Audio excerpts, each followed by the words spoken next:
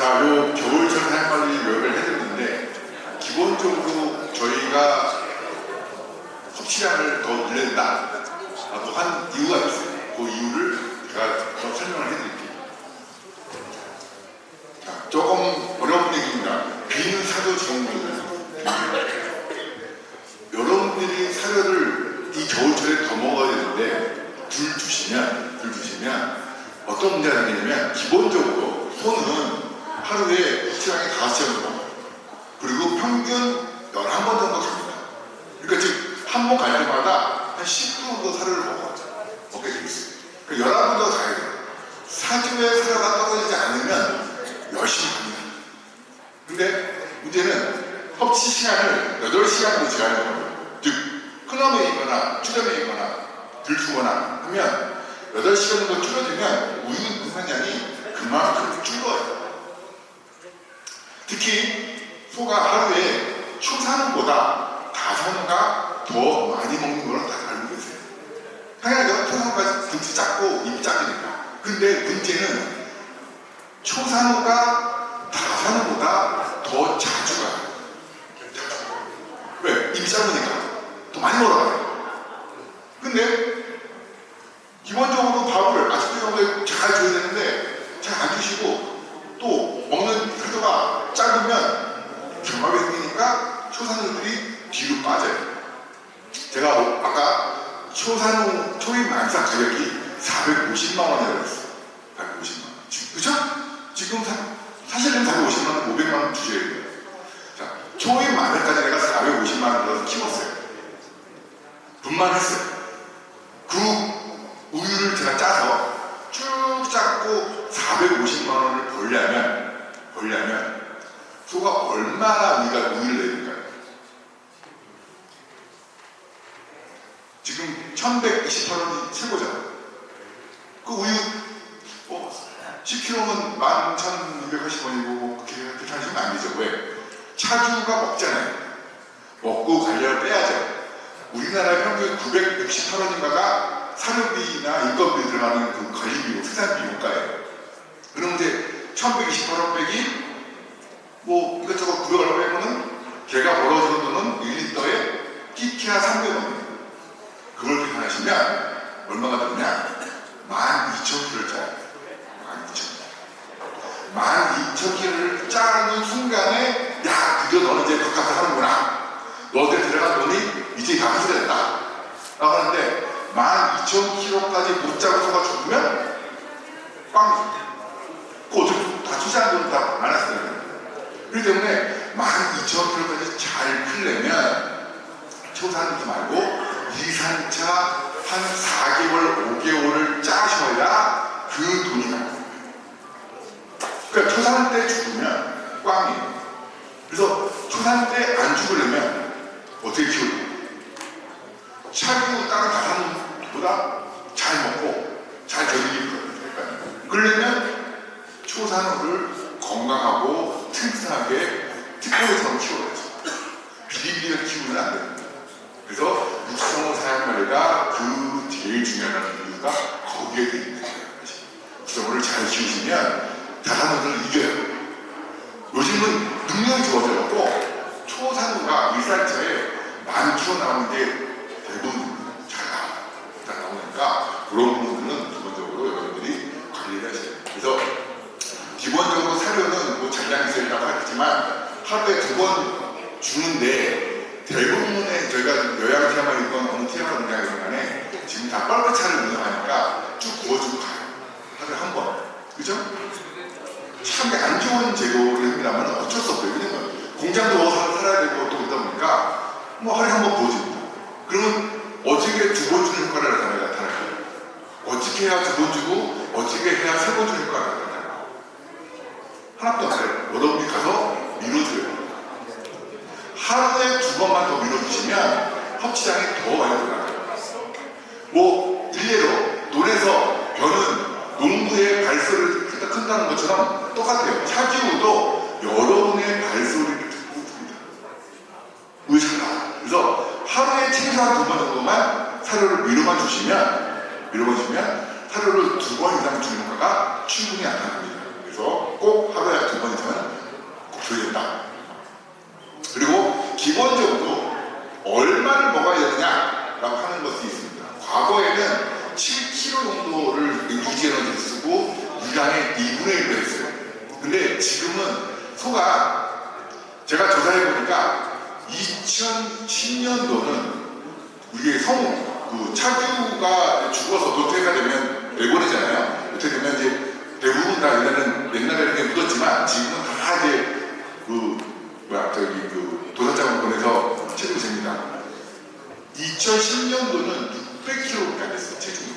근데 2024년도의 체중이 700kg가 넘어요. 그만큼 100kg가 큰 거예요. 그러니까 내가 20년 전에 내가 소를 먹였을 때 우리가 30kg 났는데 야 30kg 먹었어도 충분했었어. 근데 지금은 아니다. 더 많이 먹어야 한다는 것이 현재 있습니다. 그렇기 때문에 초사료 섭취량이 다른 거 적기 때문에 사료 섭취량이 적으면 과산증을 유발하기도 하고 폭식도 유발하기도 하고 초산차들이 밀려서 미쳐지는 문제가 있습니다. 소는 72cm까지 내립니다. 그리고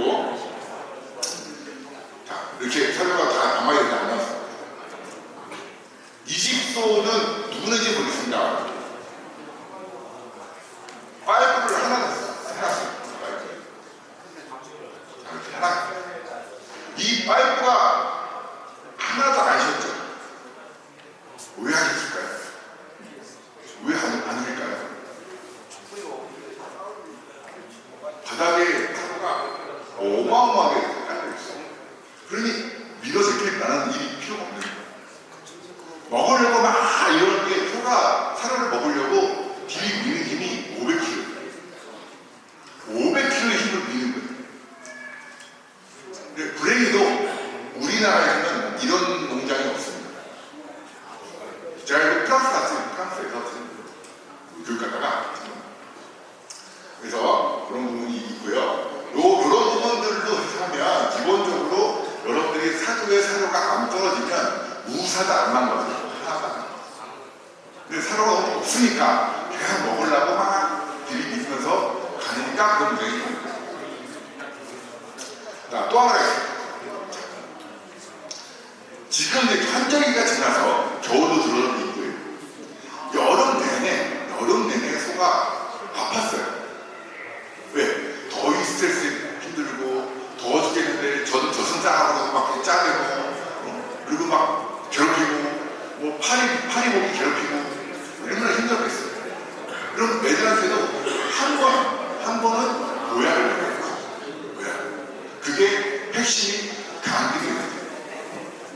간기능이 계란제를 기본적으로 주면 대부분 계란제가 비타민 B군, 나이아신, 콜린, 티아민 등이 바이오틴 들어있습니다. 이런 제품들을 조합이 아마 지난 여름 5월달에는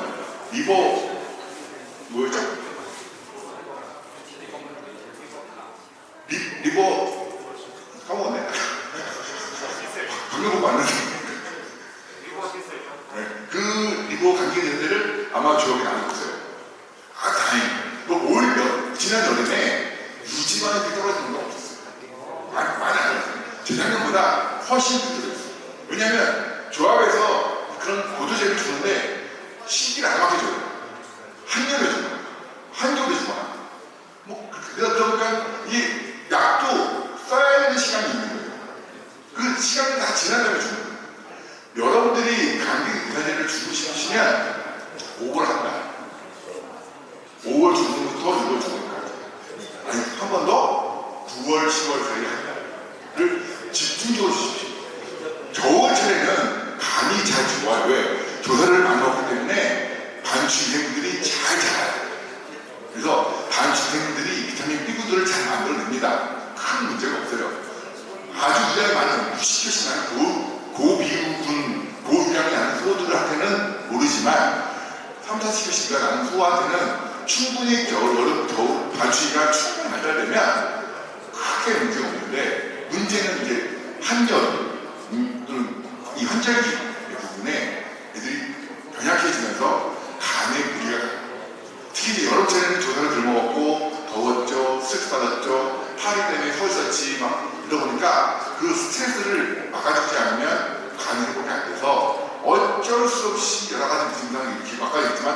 11월, 12월 달에 우리가 안 나는 이유도 거기에 또 있는 거예요.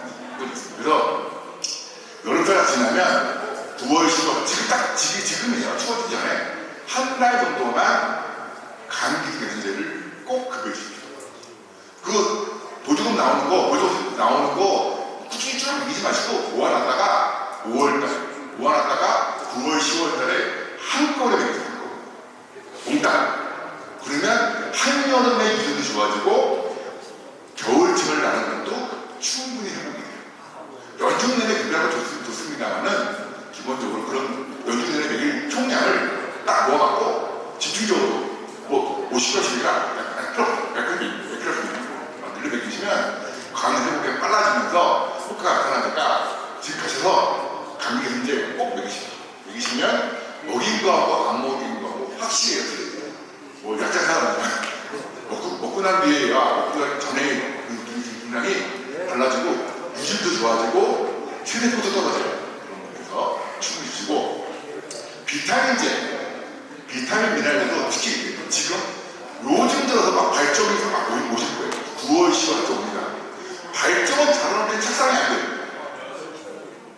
미치겠어요. 발정 막 무지 오는데 또 착상이 안 돼요.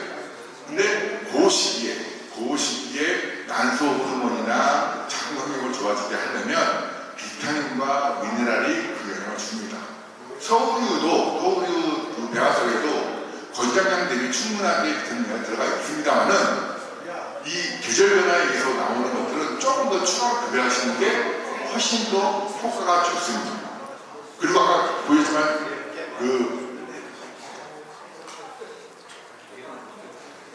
우리 기능성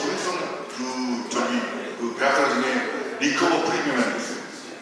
그 권유기 한 달, 권유전 한 달, 권유 후 분만 후 한 달. 대부분 리커버 프리미엄 매기신다니까 권유 때만 주식도 하고 또 어떤 때 분만 후에만 주식도 해요.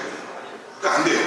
권유전 한 달, 권유 한 달 매기시면 아까 잠깐 수업 전에 김영창 원장님이 보셨지만 그분이 매겨보니까 농가의 격도가 달라진대요. 확실하죠. 저도 많이 다니면서 캠페인을 걸고 하는데 확실히 먹인 농가와 안 먹인 농가의 차이가 확연합니다. 안 비싸요. 이거 700원이에요. 배합사로 1kg 빼고 주는 거니까 두당 하루에 많이 먹여야 200원도 안 들어가요. 200원 안 들어가는 거 주시면 걔네들이 두 달에 100원, 200원이니까 얼마입니까? 그 차이가 나잖아요. 얼마 안 돼요. 여러분들 감기 주시는 게 한 모금값밖에 안 나오는 거니까 그거 주시면 충분하게 여름 기저일만 분만하고 대사질이 없어지고 유량 발려서 맞습니다. 그래서 그런 부분에서는 꼭 주시는 게 그리고 이제 요 근래에 나올 게 이등류나 지금 한참 이등류가 나올 수도 있는 환경에서 이등류 예방을 하려면 결국 이등류는 간과 관련되어 있습니다. 그래서 아까 백스리고 같은 거 주시면 기본적으로 이등류 발생하는 것도 상당히 많이 억제가 돼요. 그래서 그런 분들을 꼭 봄, 가을에 주식다는 것을 말씀을 드리겠습니다. 그리고 마지막으로 얼마 안 남았어요. 마지막으로 여러분들이 국가하는 것은 이제 사료 오염이에요. 겨울철에 날씨가 이러니까 곰팡이 안 피니까 아무 문제 없이 사료 갖다 내야지 하고 계십니다. 근데 의외로 이 겨울철에도 곰팡이가 많아요. 여름에는 기본적으로 알고 계세요. 여름에 곰팡이 피다는 알고 계시는데 문제는 이 겨울철에도 상당히 많은 양을 핍니다. 왜? 이 뻘그통의 결로가 일어나요. 왜? 낮에는 우리도 그래도 영상으로 올라갔다가 밤 되면 영하로 떨어지니까 그 안에서 온도 차이가 있어갖고 습도가 쇠풀이 틀려갖고 막 곰팡이 펴요. 무조건 사료 배합사는 유통기간이 2주예요. 이렇게 기억하십시오. 3주 괜찮다, 4주 괜찮다 하시지만 4주는 저는 절대 권장 안 합니다. 최대한 2주 정도. 서울이유는 무조건 얼마든 간에 버리됩니다. 1톤을 버리잖아요. 그러니까 굳이 내가 왜 1톤을 버리는데 매일매일 만든 사료를 쓰시지 그걸 갖다가 한 달치 갖다가 맞춰서 쓰시는 거는 저는 반대입니다. 여러분도 사료뿐만 아니라 특히 집에서 마찬가지예요. 집에서 마찬가지예요. 옥수수 프레이크 쓰시는 분들도 마찬가지예요. 하루는 보통 2주에 한 번씩 원칙을 하시고 2주 이내에 주문해서 사용하시는 게 원칙입니다. 왜 그러냐면 곰팡이가 많습니다. 좀 건너갈게요. 좀 건너가고 이제 기본적으로 우유에 평균 2%가 전변이 돼요. 서울우유는 매달 한 번씩 보내주죠. 톡신 검사를 우유 속에. 또 700ppb가 넘어가면 여러분들 다 풍부해요. 뭐 700이니까 5,000ppb까지는 아무 문제가 원래 없어요. 관리법상 안 걸려요. 근데 조합은 유럽의 기준을 맞춰서 하기 때문에 우리나라 기준은 0.5ppm이에요. 그리고 유럽은 0.05ppm이어서 우리나라의 기준이 다르지만 우리는 또 서울우유는 최고 품질의 원료 사료를 우유 만들기 때문에 유럽의 기준이 맞습니다. 그래서 그것만 넘어가면 다 통보가 되는 거예요. 그리고 우유 속에 톡신이 나왔다라는 것은 결국은 우유 나오는 양만큼의 50배가 사료로 이고 들어오는 거예요. 어디로 들어오는지 모르죠. 확인해야죠. 사료냐? 조사료냐? 아니면 뭐 사료에 있는 그 바닥에 그 찌꺼기냐? 아니면 뭐 사기실에 있는 책통에서 나온 거냐? 등등 그거를 꼭 확인하세요. 더구나 조금 지나면 세균도 올라가요. 세균과 세균이 올라가는 이유 중에 하나가 물이에요. 물 관리가 특히 이제 직수로 쓰시는 분들은 아무 문제가 없는데 이 물통 담아서 뭐 5톤짜리 담아서 쓰시는 분들은 그 물통서 제가 하루 못 봤어요. 근데 조심하실 게 제가 전라도의 한 농장이 물통 소독한다고 그 소독약을 뿌렸어요. 근데 소독약을 원래 타야 될 양의 10배를 탄 거예요. 그래가지고 반추인 생물들이 상당히 많이 맛이 가서 간이 문제가 생겨갖고 이중이가 나왔어요. 그러니까 이중이 나오는 건지 먼저 몰랐어요. 왜 나오지? 맨날 찾다 보니까 도저히 안 돼서 혹시 물통 소독하셨어요? 했대요. 왜 했어요? 그 알약 같은 거 넣었어. 몇 개 드셨어요? 2마리인가 3마리가 되는데 20마리를 넣었어요. 20마리. 그래갖고 그게 이제 결국은 혹시 그런 내용이기 때문에 이 반추의 위생물도 영향을 주고 물 먹다 보니까 거기서 오는 문제로 세균수가 올라가고 문제입니다. 세균수가 올라가면 차고 깊게 문제도 있습니다만 내 물통의 물이 과연 좋은가 하는 것을 한번 직수로 하는 거는 아무 문제 없어요. 나와서 물통에 남아있는 것들을 끄집어내서 나오는 물 자리에서 떠야지 이 자리는 확인이 안 된다. 꼭 잊지 마시고 이 톡신은 꼭 관리를 하셔야 돼요. 그거를 관리 안 하시면 눈 아껴요. 발톱도 생기고요. 기본적으로 여러 가지 톡신이 있습니다. 뭐 데옥시리발라민, 제라놀 톡신이 있습니다만 그 제라놀 같은 경우는 발정에 특히 난소, 자궁에 영향을 제일 크게 줘요. 우리나라에 나온 제라놀 농도가 높아요. 왜? 우리나라의 옥수수는 다 어디서 미국에 갖고 옵니다. 가맥비 국산도 있습니다만 거의 다 중국산 이제. 그러니까 그게 건너오려면 바다가 건너와야 되고 한 달, 2달 묵혀있다 보니까 오는 문제가 심각합니다. 그리고 이제 데옥시리발라 같은 경우는 장출혈이 일어나거나 또는 혈변 났거나 그러면은 혹시 톡신이 문제가 있는지 일반적으로 장출혈도 내부적인 장기에 미생물들이 머물러 있다가 면역력이 떨어지면 발현이 돼서 출혈이 나올 수도 있어요. 장내출혈 이런 것도 일으키니까 설사거나 하는 것들은 이거는 치료를 해야 돼요. 그거 있어요. 치료를 해야 된다 하고 아파트 치료 기본적으로 우유에 나오니까 다 검사를 합니다. 저희 검사를 하니까 그다음에 이제 데옥시리발라 같은 경우는 발급 질환에 영향을 주기 때문에 발급병이 많이 생기는 원인이죠. 그리고 호치랑 제약 같은 것도 다 다른 원인들이 여러 가지 증상이 다 이어집니다. 발정 안 되죠. 발정도 왔다 갔다 하지. 착상도 안 되죠. 또 우유에 오염되죠. 심지어는 유방암도 생기죠. 또 하나 아까 얘기로 장출혈도 걸리고 설사